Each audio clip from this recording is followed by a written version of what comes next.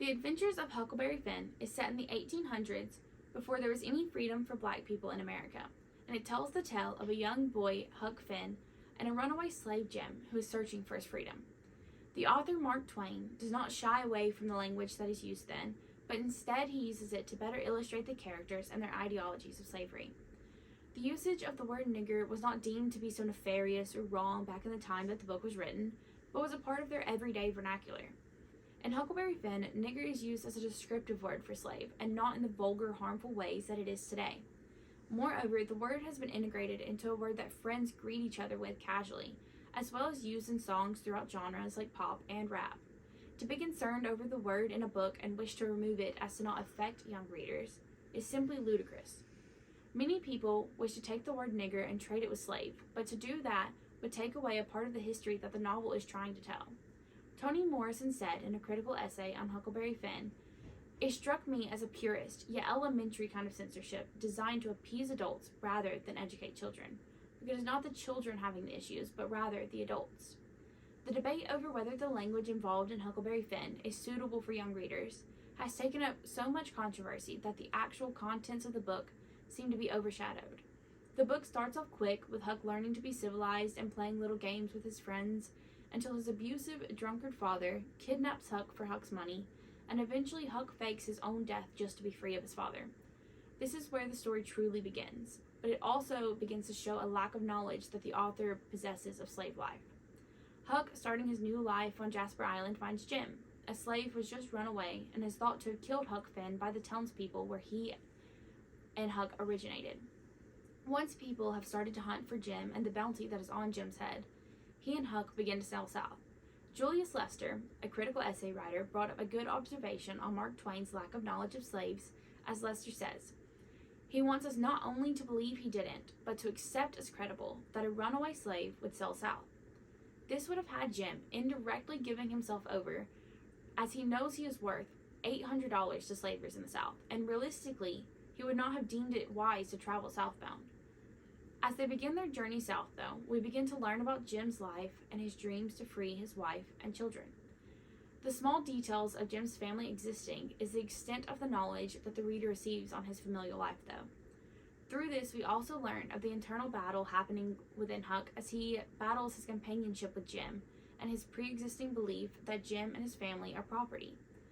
As when Jim tells Huck that he will steal his children back if the owner will not sell them to him, Huck is immediately regretting his choices to help Jim, as he sees that it is stealing one's property if Jim is to take back his own children. In these retrospectives, the novel shows why it is deemed to be a classic. However, very little is mentioned about Jim's past life before or during slavery. As the story is meant to be about a slave's journey on their journey for freedom, you would expect more information to connect you with the slave, or in this case, Jim. For the first quarter of the book, you begin to become invested in the teachings of Jim, like his knowledge of birds and the reactions to when the rain is coming. But then Huck and Jim bring aboard two strange men, and that is when the story begins to lose all of the original purpose and morals that it had begun to develop. All of Jim's prior wisdoms dissipate, believing these two strange men to be a duke and a king, while Huck, knowing these men were not of royal descent, still allowed and even helped them to convince Jim of their nobility, and allowed Jim to treat them as he would as a slave. Huck then, for half of the book, goes about swindling money from different townspeople with the duke and the king, while Jim stays tied down to the boat, not to be mentioned of or heard. This segue completely diminished the purpose of the book and all of the morals and lessons you felt you were learning with Huckleberry Finn and Jim on their adventures.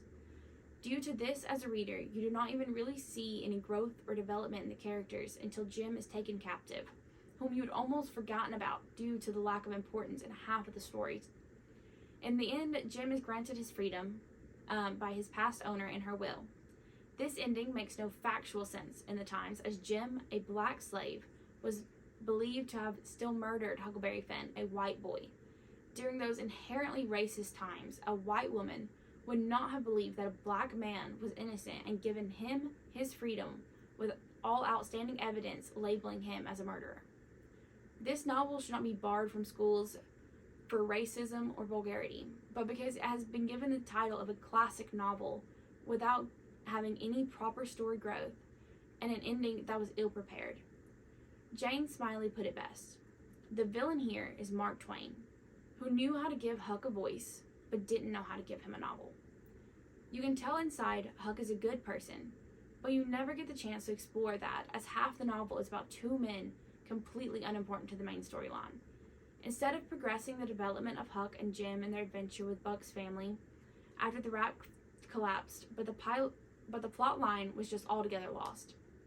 If someone were to read the adventures of Huckleberry Finn, omitting the last 10 pages of the book, the novel's entire plot line would be teaching that it is okay to lie and to cheat people, because after all, what's the use you learning to do right when it's troublesome to do right and ain't no trouble to do wrong, and the wages is just the same. Huckleberry Finn.